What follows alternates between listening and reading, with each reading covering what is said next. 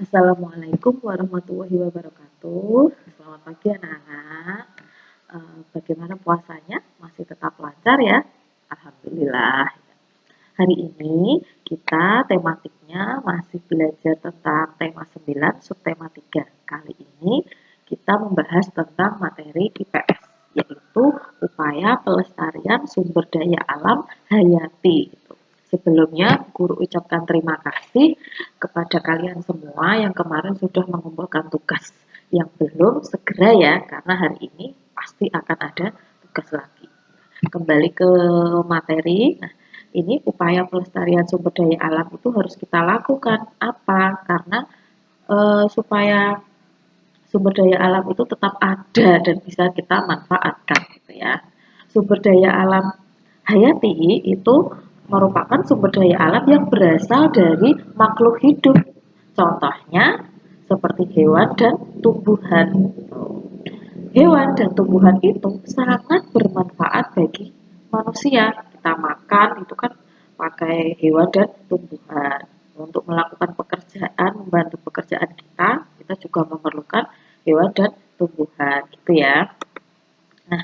Nah, ini beberapa fungsi hewan dan tumbuhan bagi manusia. Yang pertama, fungsi ekonomis. Fungsi ekonomis ini berhubungan dengan kebutuhan pangan bagi manusia. Contohnya seperti ayam, itu kan hewan ayam dimanfaatkan daging dan telurnya. Kemudian kalau tumbuhan contohnya adalah padi, menghasilkan beras untuk kita makan sebagai makanan pokok, gitu. Ada ketela, juga kentang dan sebagainya, gitu ya. Kemudian yang kedua itu ada fungsi ekologis. Fungsi ekologis ini berhubungan dengan kualitas lingkungan dan keseimbangan ekosistem. Yang pertama contohnya, nih tumbuhan menyerap gas CO2 atau karbon dioksida dan melepaskan oksigen ke udara. Itu ya, oksigen itu kan yang kita hirup ya. Nah, itu eh, fungsinya adalah kualitas lingkungan, berhubungan dengan kualitas lingkungan agar tumbuhan itu ditanam supaya udara udara yang ada di sekitar kita itu menjadi sejuk, banyak oksigennya. Kemudian kalau yang berhubungan dengan keseimbangan ekosistem itu contohnya ada ular dan burung hantu. Ini tidak boleh diburu. Kenapa? Karena makanan ular dan burung hantu itu kan tikus. Ketika ular dan burung hantu itu diburu, dimatikan, itu kan otomatis ular dan burung hantu mati, populasi tikusnya menjadi banyak. Akhirnya nanti malah kebanyakan tikusnya itu ya, karena tidak ada yang memakan.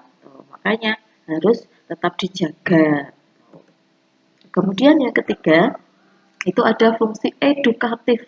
Edukasi berhubungan dengan pelajaran sebagai sumber untuk menambah pengetahuan, wawasan tentang kehidupan gitu ya. Berhubungan dengan pelajaran kita pelajari itu.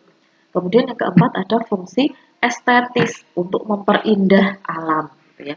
Adanya burung, adanya tumbuhan, itu kan tempatnya itu alam itu kan menjadi lebih indah ya, dengan tumbuhan dengan berbagai bentuk dan warna daunnya dapat memberikan pemandangan yang indah. Hewan dan tumbuhan tersebut sebagian dibudidayakan oleh manusia dan sebagian hidup secara liar.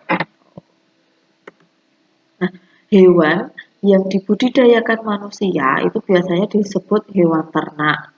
Contohnya ada ayam, sapi, kambing, itik, dan sebagainya. Kalau tumbuhan yang ditanam atau dibudidayakan itu namanya tanaman budidaya.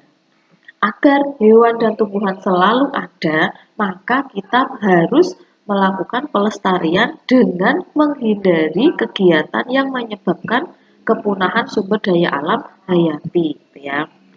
Mengambil tapi tidak berlebihan dan tidak merusak, intinya seperti itu. Nah, apa yang terjadi jika manusia tidak melakukan pelestarian sumber daya alam? Maka akan terjadi perubahan alam.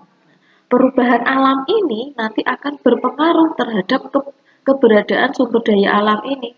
Alamnya berubah, tumbuhannya bisa saja mati. Oh, contohnya ini, hutan lebat. kan itu kan hutan yang lebat itu kan merupakan habitat hewan ya.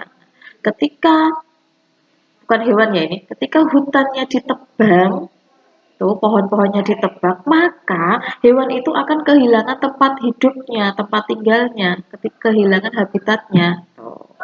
Terus hutan, hewan mau kemana dia tinggalnya?